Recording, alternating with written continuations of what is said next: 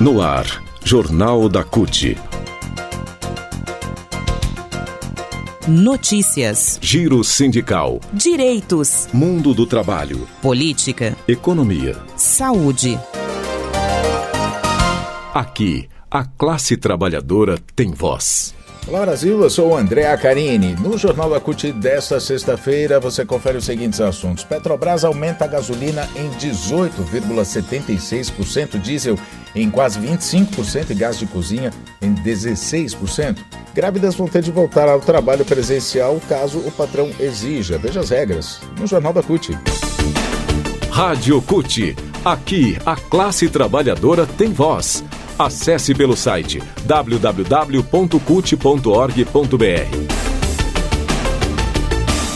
Uma notícia para sexta-feira, né? A Petrobras anunciou na manhã de ontem um dos maiores reajustes da história nos preços da gasolina, diesel e gás de cozinha para as distribuidoras. Os novos preços já passaram a valer a partir da meia-noite de hoje. A estatal aumentou o preço médio da gasolina de R$ 3,25 para R$ 3,86 o litro, alta de 18,77. O diesel passa de R$ 3,61 para R$ 4,51, alta de 25%. E o gás de cozinha foi reajustado em 16,1%. O preço médio de venda para as distribuidoras passou de R$ 3,86 para R$ 4,48 por quilo, equivalente a R$ 58,21 por cada botijão de gás de 13 quilos. Isso para as distribuidoras. É óbvio que o preço, ao chegar no consumidor, vai ser muito maior do que isso. Esses reajustes se referem aos preços, de fato, nas refinarias. Então, para a gente aqui, consumidor final, os preços vão ser maiores e, de acordo com a Agência Nacional do Petróleo, Gás Natural e Biocombustíveis, a gasolina foi vendida na semana passada a um preço médio de R$ 6,57 por litro. Com os reajustes anunciados hoje pela Petrobras, os preços nas bombas nos postos de todo o país podem chegar a até mais de R$ 10. Podem passar de 8 e chegar até R$ 10. Rony Barbosa, que é secretário de comunicação da CUT, diz o seguinte: Bolsonaro e a Petrobras estão usando a guerra para anunciar o mais brutal reajuste de preços de combustíveis já visto na história do país. O que eles estão fazendo é encher os bolsos dos acionistas e dos importadores de combustíveis. E a prova disso, ele completa, é que as ações da Petrobras subiram mais de 4% depois desse anúncio.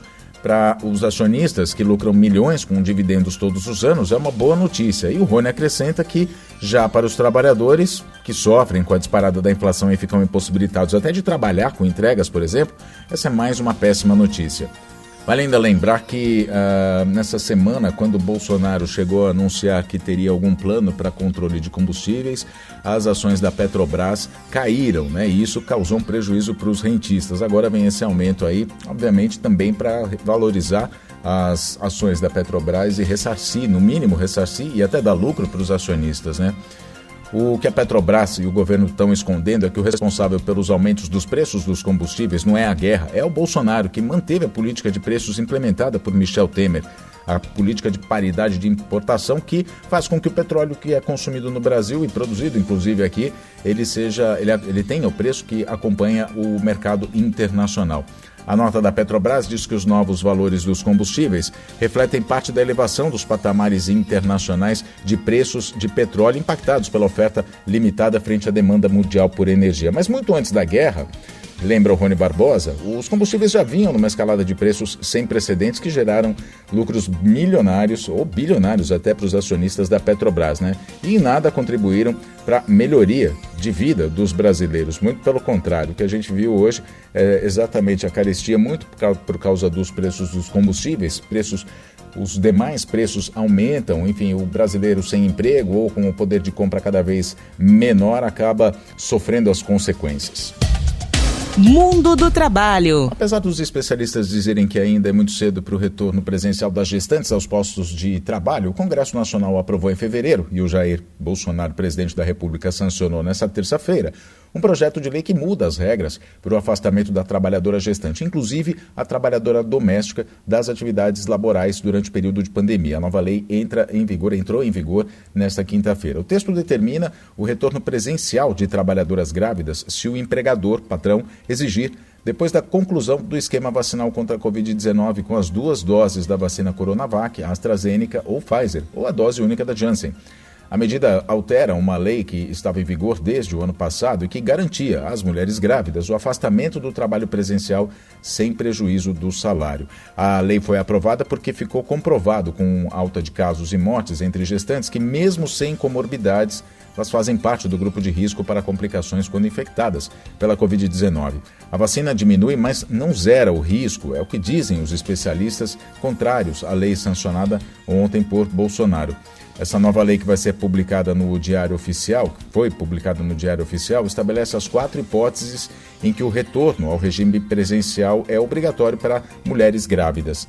Agora, quando o retorno da grávida ao trabalho presencial é obrigatório? Os casos são os seguintes: encerramento do estado de emergência, depois da vacinação, se ela se recusar a se vacinar contra o novo coronavírus com termo de responsabilidade, se houver um aborto espontâneo com recebimento do salário maternidade nas 2 semanas de afastamento garantidas pela CLT, e ainda o afastamento do trabalho presencial só continua mantido para a mulher que ainda não tenha completado o ciclo vacinal. O empregador pode exigir o retorno presencial da gestante desde que esteja com o ciclo completo de vacinação, a gente lembra, ou mesmo se não quiser se vacinar desde que assine o termo de responsabilidade.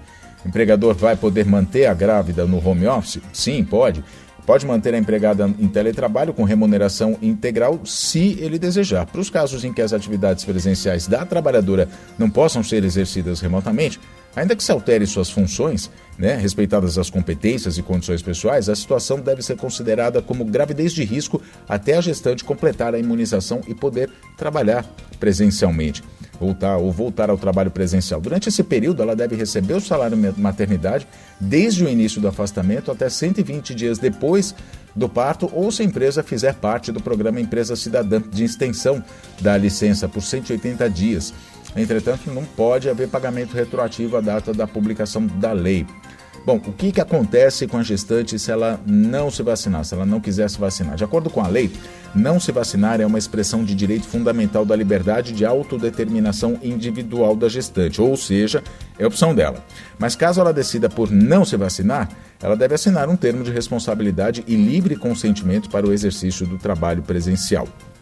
As empresas podem demitir as gestantes que não se vacinarem. De acordo com o entendimento do TST, Tribunal Superior do Trabalho, a trabalhadora ou trabalhador que não tomar a vacina pode comprometer o bem coletivo e ser demitido, inclusive com justa causa, salvo peculiaridades de cada caso e em situações de restrições médicas que contraindiquem a vacina. Mas, no geral, se não quis tomar a vacina, pode sim ser demitido, inclusive com justa causa. A gente lembra, esse é o entendimento do Tribunal Superior do Trabalho. O Jornal da CUT fica por aqui. Muito obrigado pela sua companhia. Nos falamos na próxima edição. Até lá.